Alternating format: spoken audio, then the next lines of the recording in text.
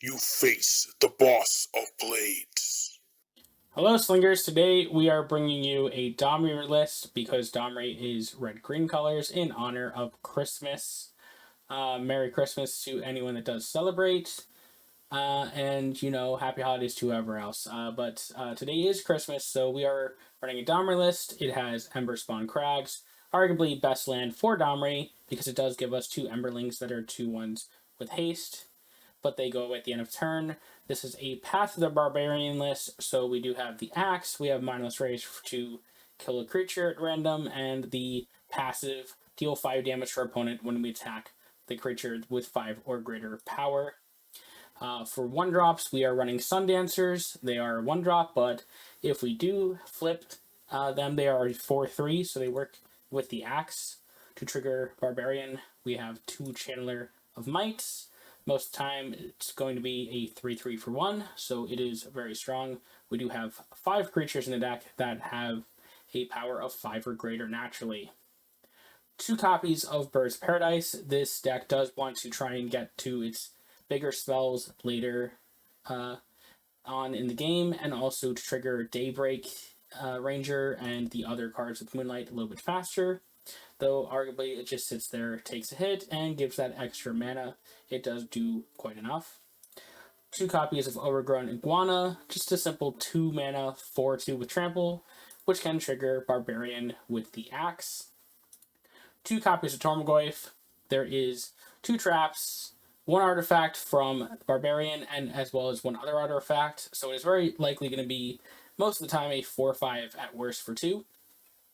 But sometimes it can just stack out to 8/9 and be absolute ridiculous.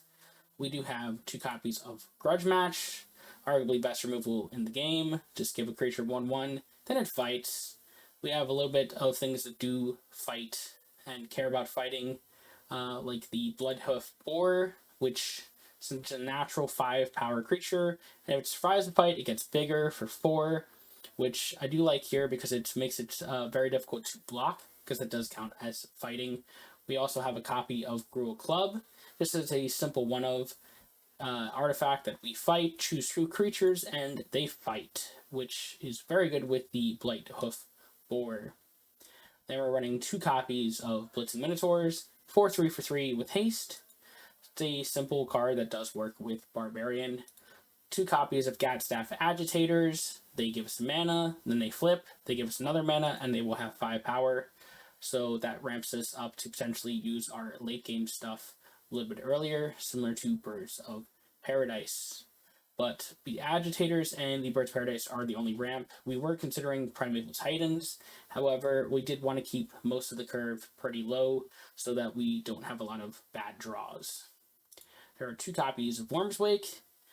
3 mana trap that gives us a 5/5 at the end of our opponent's turn, so just a sneak attack that does get to trigger Barbarian. A lot of the creatures in this deck will work with Path of Barbarian outside of Channeler Might and Birds of Paradise. Zozu, it's a big haste attacker, that's what he do, and I just pretty much will put him in as the second card next to a Path of the Barbarian index that do want that. So the Boars, very good, hard to block, very good with Gruul Club, and of course, Grudge Match. And big dude here. 2 copies of Daybreak Rangers. They do a lot of things. You can play them simply as a 4/3 that you get to keep on the board and not flip them to be able to get a guaranteed Barbarian trigger. We can use them as their removal to deal damage equal to his power to a creature, and he has, of course, reach. You potentially can use all of the modes on him. Then we are running Ulrich the Outlander, a 5/5 for 5 haste attacker that gives us a card with Moonlight to our hand, most of those being pretty good. And if we do flip him, he becomes a 6/6 trampler that gives a random upgrade to each other friendly creature. So very strong card and very good early on as well if we maintain him in his base form.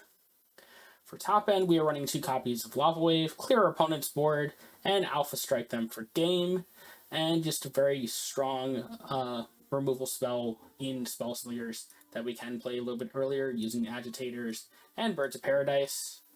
Then lastly, we have 2 Craterhoof Behemoths. 5/5 for 8 with haste, gives our other creatures and creatures in hand +2/+2, pretty much enabling all of our creatures to trigger Barbarian, as well as putting 5 extra damage on the board, and immediately triggering with Path of the Barbarian. We are not running Crush Worms, Pygmy Might, Derriers, anything else like that. A lot of the stuff in this deck is just stuff you pretty much want to see at all stages of the game and has some kind of role to play, except maybe Channeler Might does lose some value later on if you don't have a 5-power creature.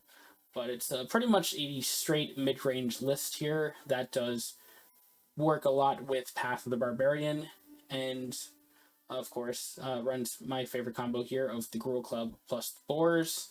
And that is what I decided to call Christmas Greetings for Domri. It isn't technically like a Christmas themed deck. I think technically Nahiri could be because Red, White, Santa. But that is our Domri deck that we are looking at potentially playing in the tournament. So Merry Christmas to everyone, and thank you for watching. Please like, comment, and subscribe, and I'll see you in the next video. Peace.